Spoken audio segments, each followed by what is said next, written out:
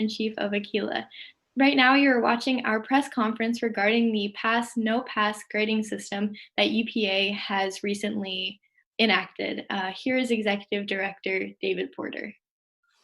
Thank you, Alexandra, and the entire Aquila broadcast. UPA, stay strong. I'm reporting you today from my backyard. Just kidding. Everyone needs a nice Zoom background.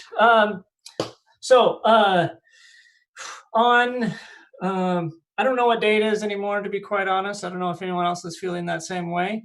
My computer tells me today is the 15th. So on April 12th, we released a grading policy.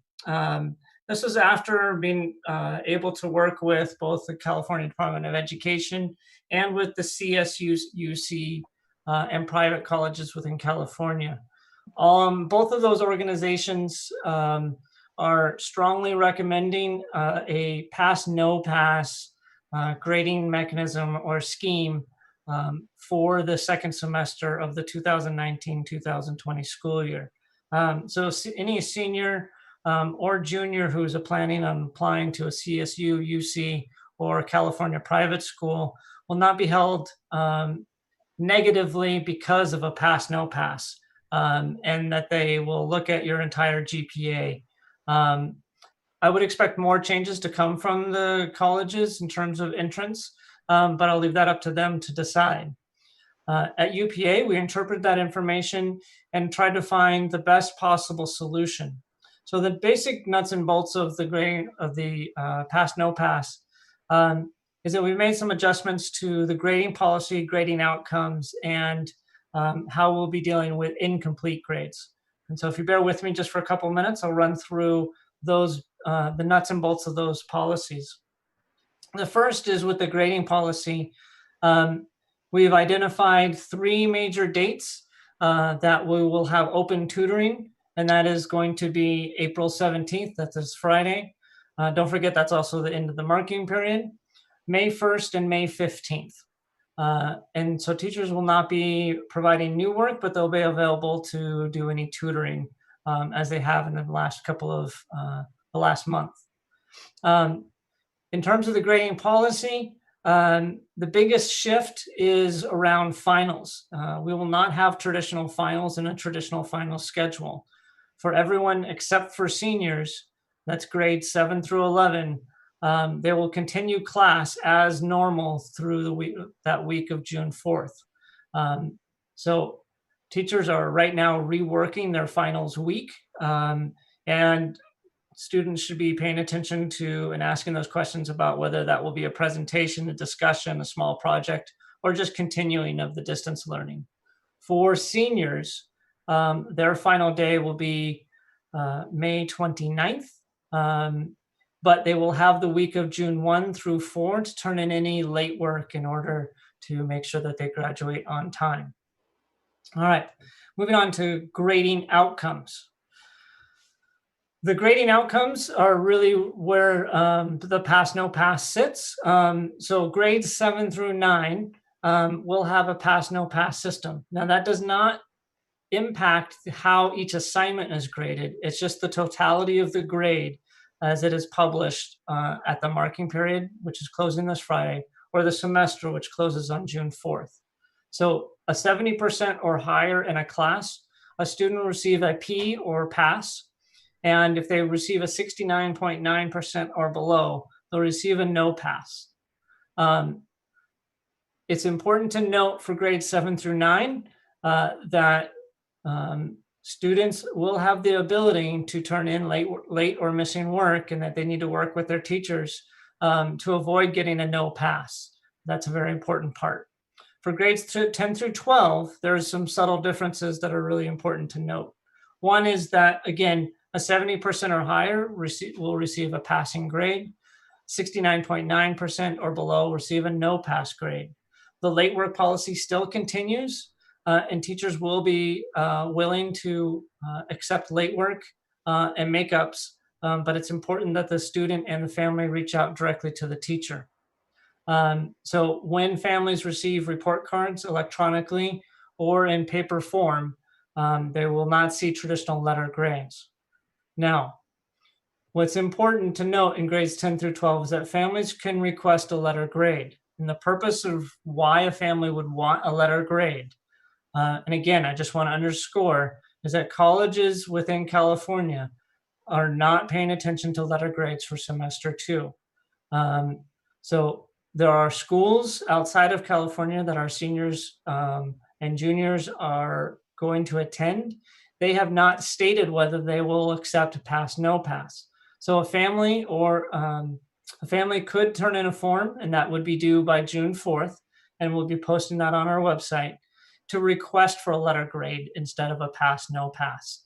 And so there is an emergency out for families who do need grades in grades 10 through 12.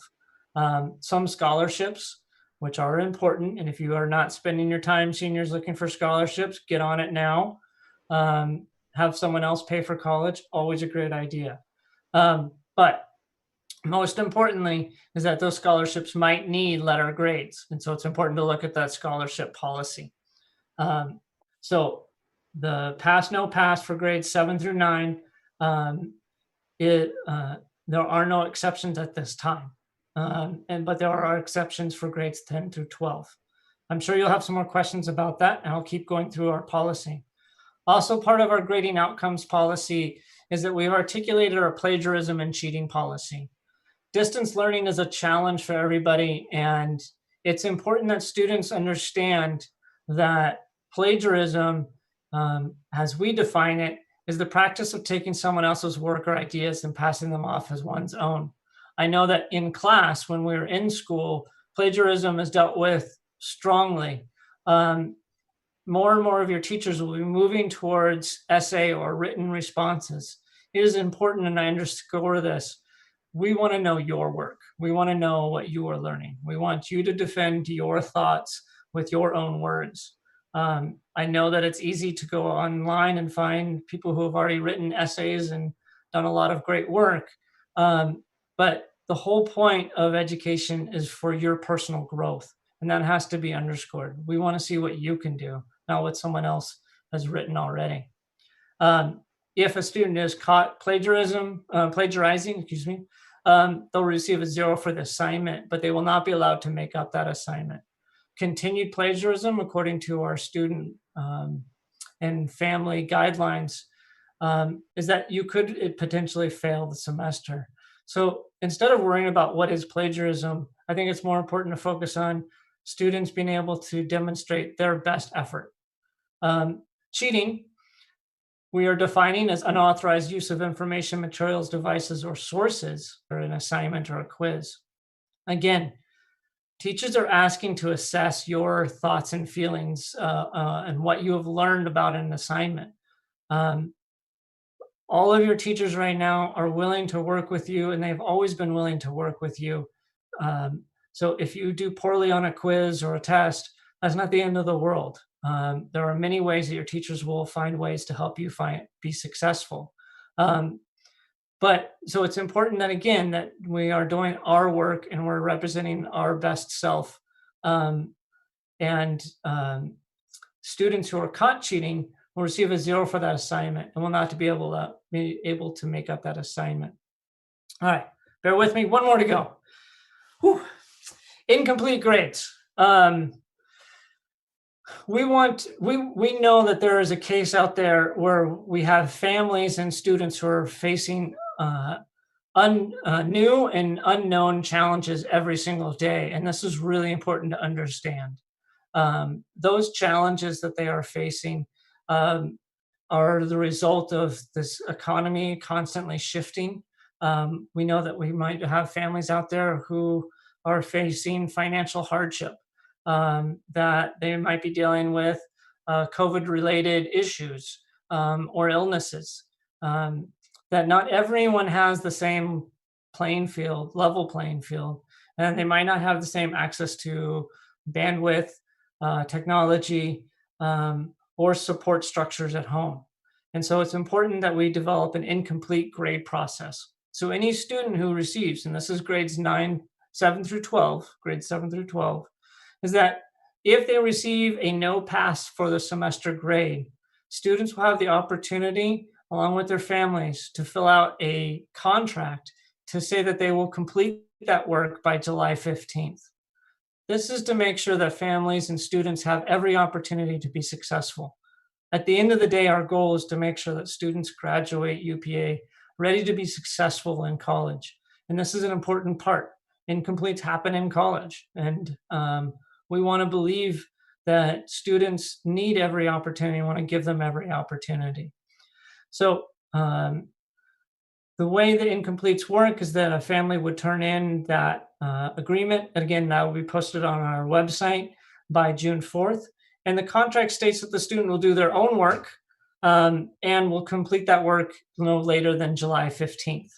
But if that work is not turned in, then the grade will stay as a no pass. And the student would have to retake that semester. We want students to take advantage of these opportunities because, again, at the end of the day, you need every opportunity to find success. So that encompasses our general policy, and I know you might have questions.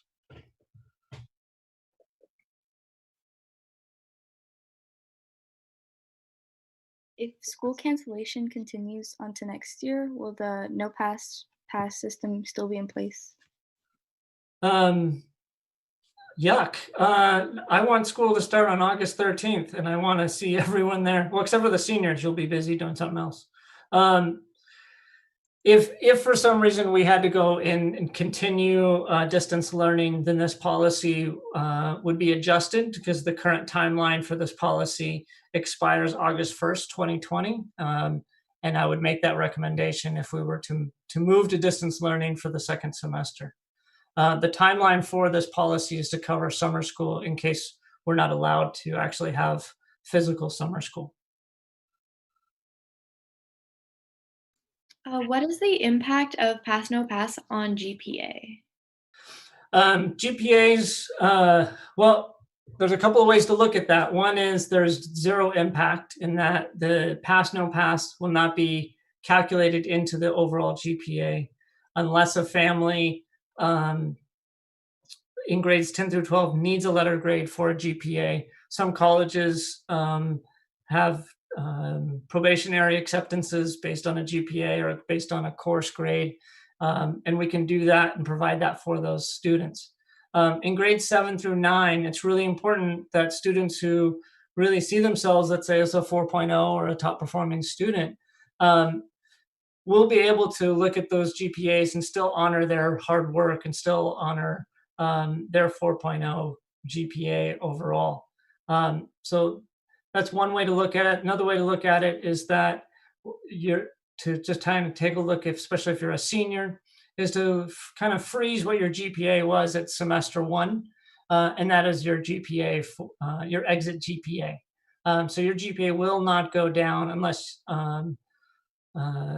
you request a letter grade and the letter grade is lower than what your GPA was originally calculated at the semester.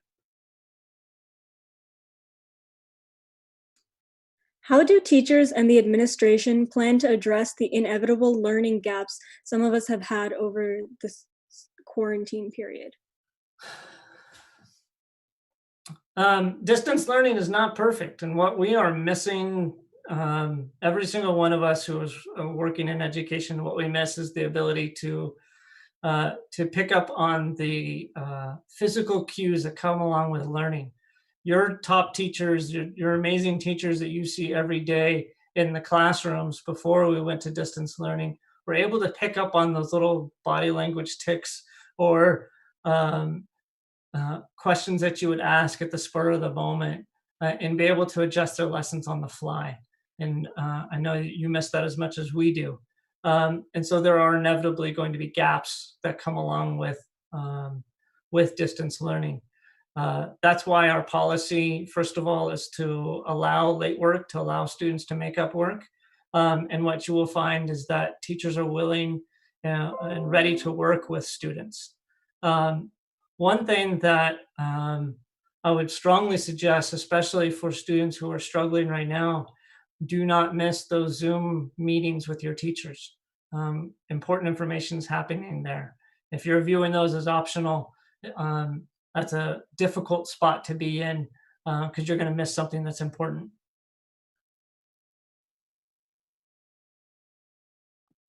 How do you believe that the pass or no pass grading system will change student motivation while learning at home? Well, that's a tough one, and that's a great question. I'm hoping for the students who are doing the best that they possibly can to be able to make distance learning work, that this will take some of the weight off of their shoulders, and that they can focus more um, on learning what they're supposed to learn instead of trying to chase a specific percentage or percentile point. So instead of a narrow bandwidth for a B of 80 to 89%, a pass gives them a 30% bandwidth. And so I'm hoping that at the end of the day, this makes it easier for families and easier for students to be able to focus on finding that balance. We're in the distance learning era, we're trying to find that balance between the social emotional needs of students, the realities that is happening in a student's home life because of shelter in place, and trying to continue to challenge and meet rigorous outcomes. So basically that target, that little target of an A, is just a lot bigger now. And that should generally take the pressure off of students. Our top performing students who are only looking for an A, this is going to be a challenge for them. And I'm hoping that they can transition to really focusing on the quality of the learning and the skills that they are developing. We're not just focused on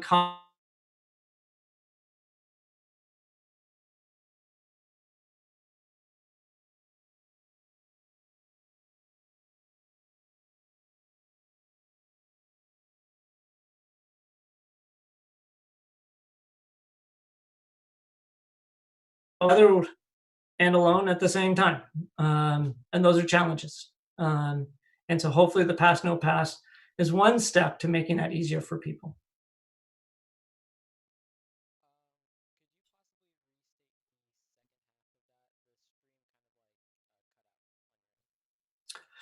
I got to do a retake. I'll try to be quicker then. Here's the point is, the pass no pass is supposed to make life easier for families and for students, is to take the weight off of students chasing after specific percentile point, is just to focus on learning and building up those skill sets. At UPA, we focus on two different levels of learning. One is the content and the other is the skills that are embedded in each one of your courses. Those skills are going to make you successful for the rest of your life, not just in college. So we're hoping that we can find that balance. And remember, we're not just finding balance between your academic needs and your skill sets. We're also trying to find a balance between the social emotional impacts that you are all facing. We have to remember that we have families and students who are facing dire situations right now, but are still wanting to make education work. They deserve a seat at the table as well. And we want to keep them in our minds and our hearts right now, as they are facing economic challenges or academic challenges or technology challenges. And the pass no pass should make it fair for them.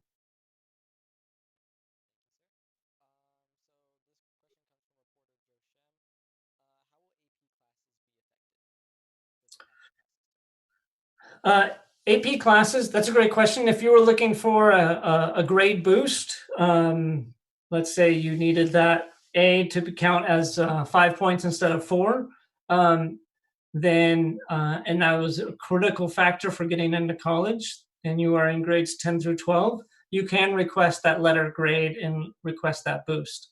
If you're looking at it in just terms of, are you being prepared for the AP exam, then pass no pass should have little effect on that. Right now in an AP class, you should be really truly focused on passing that exam.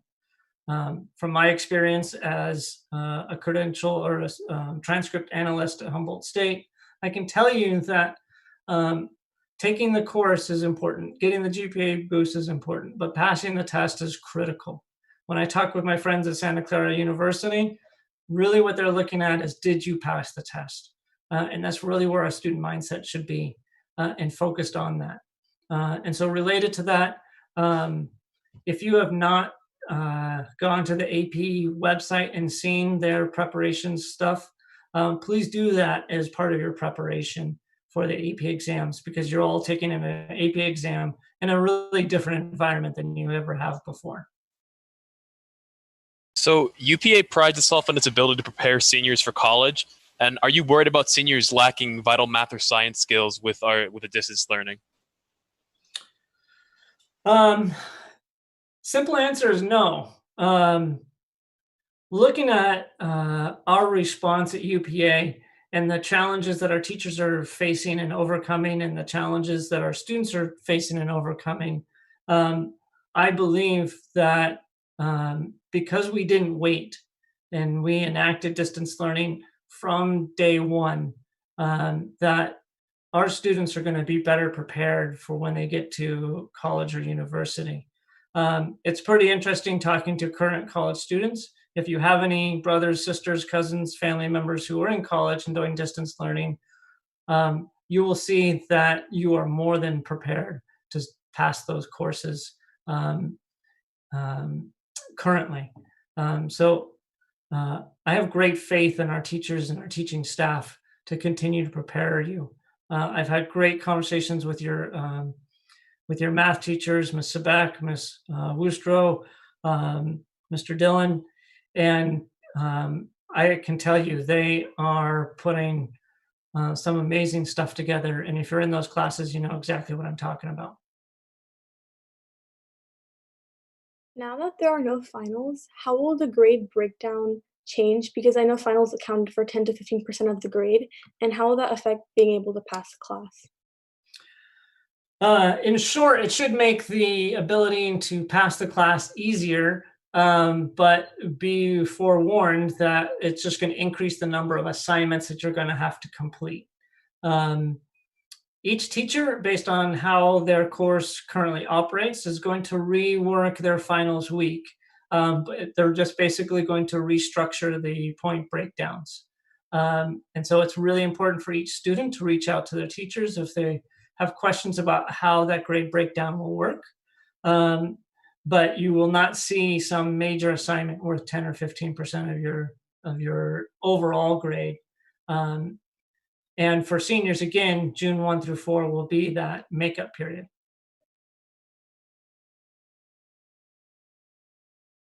On the form to request letter grades, will a 10 through 12 student have to cite a specific reason for the request, like a specific school or a scholarship?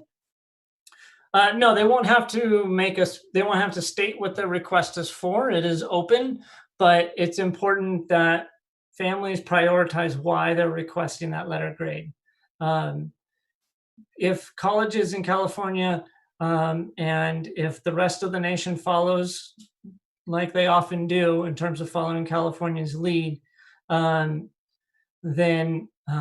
it's more important to focus on the balance and not lose sight of all of the important factors.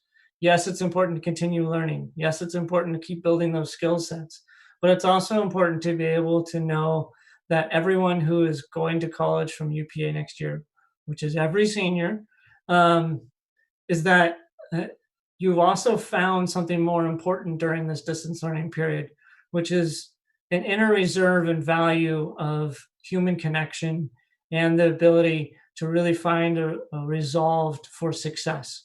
Those are important things we hopefully will be able to walk away with and prepare you for college. Will UPA still continue senior projects? Ooh, that is a great question. Senior projects. The short answer is yes. I have a meeting at 3:30 to rework our senior projects. I was really excited, had a whole new plan ready to go for next year, and an implementation period. And it was really exciting to be able to free up the senior projects. So the senior projects will continue. They will be much smaller in size and scale, but there's a few areas that we want to make sure that continue into next year. And one of those around the senior project is giving students more voice and choice in what that project is. We have, in our junior class right now, we have students who are going to be future business leaders, and maybe they're going to develop a business plan. Maybe there's someone who's really interested in biomedical science right now. We need you, by the way, to save the world. But maybe you want to do an internship. So we're really going to be loosening up what those outcomes are for senior projects. It will, more will be coming, but for our juniors, now is the time to be thinking about what you're interested in and thinking about what it is that you want to spend your time doing. We will allow group sizes to vary quite a bit. So it's also important to start thinking about who you would like to work with, but definitely be planned and prepared to do some sort of senior project. So there's no sense in waiting too much longer. And once I have that meeting, we can plan out and send out what those requirements are. When students take their AP exams, they usually miss class time for the exam. And how will this be made up? Like, will there be a required extension for the work? That's a great question. That's really going to be, first of all, our teachers should be allowing you to excuse that assignment if you are missing because of an AP exam. The most important thing I can tell you is to reach out to your teachers. You can find the AP testing schedule on the College Board website. Look in advance, and if that is going to conflict with the class, reach out to your teacher now and work through that plan. But most teachers are just going to excuse the assignments because they know you're doing something very important and potentially saving you thousands of dollars in college fees by going into school with college credit already.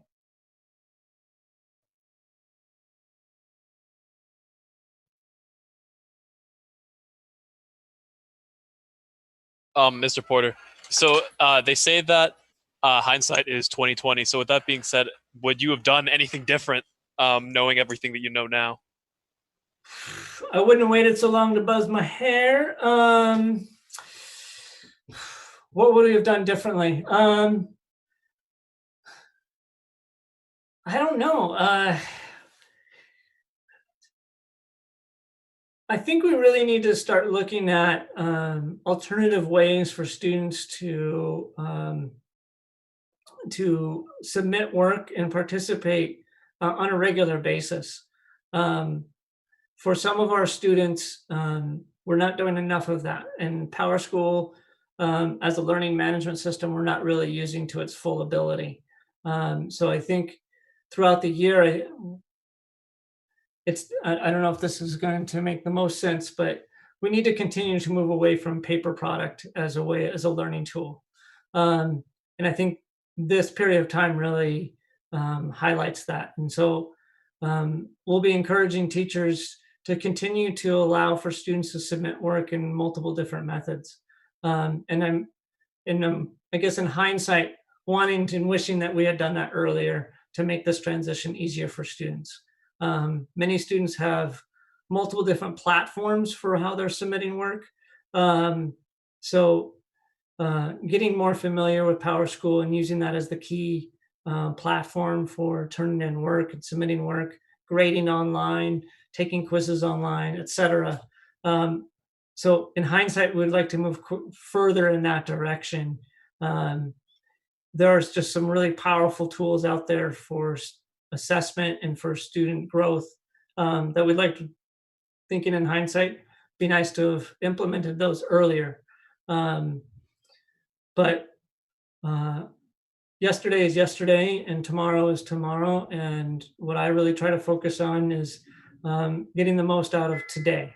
And these opportunities to meet with you and talk with the students, to develop systems to make sure that students are taken care of and that we are prioritizing you as you should be. And so that's what I'm really focused on more than anything else. All right, we have time for one more question. Will there still be valedictorian or salutatorians this year? Yes. We will be looking at semester one to kind of semester one GPA in totality. That means grades in the traditional system. We just won't be including semester two in that tally at this point. And that information will continue to be worked out. I had a meeting this morning around graduation and met with Miss Guevara, and we're really dedicated, and she is crazy passionate at making sure that our seniors get the right type of send-off. And our fingers are crossed that our current date of June 12th for graduation will hold. But we know that we don't get to control the virus no matter what I yell at it. So good things are going to happen around graduation, including valedictorian and salutatorian. All right, thank you so much, Mr. Porter. We really appreciated having you here today. You can follow Aquila at UPA_Aquila on Instagram, and also visit our website, upaaquila.org, and our broadcast on YouTube, Aquila News. We will keep you updated on this situation and any other occurrences. Thank you so much. I've been Alexandra Rosmarin, and